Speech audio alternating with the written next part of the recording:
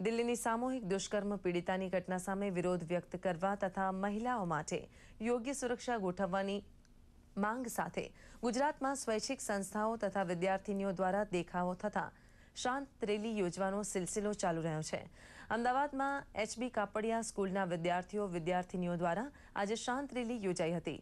સ્કૂલના આચાર્ય સુશ્રી પ્રીતિબેન ભટ્ટે દૂરદર્શન સંવાદદાતાને જણાવ્યું હતું કે મહિલાઓની સુરક્ષા માટે યોગ્ય પગલાં લેવાય તથા બળાત્કાર ગુના વિરુદ્ધ નવો કાયદો અમલી બને તે માટે લોકજાગૃતિ કેળવવાના આશયથી વિદ્યાર્થી રેલી યોજાઈ હતી।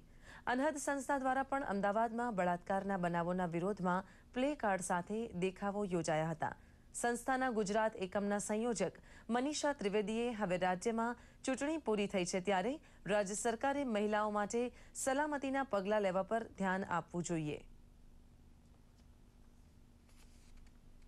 વધુમાં વધુ લોકો આના પ્રત્યે સજાગ થાય, લોકોનો એક બુલંદ અવાજ બને, લોકો આની સામે રોષ પોતાનો પ્રગટ કરે, સરકારને સતત ધ્યાન દેવડાવવાનો પ્રયત્ન કરે કે તમારે હવે આના પ્રત્યે ધ્યાન આપવું પડશે। મહિલાઓની સલામતી વિશે બહુ જ સક્રિય રીતે જાગવું પડશે।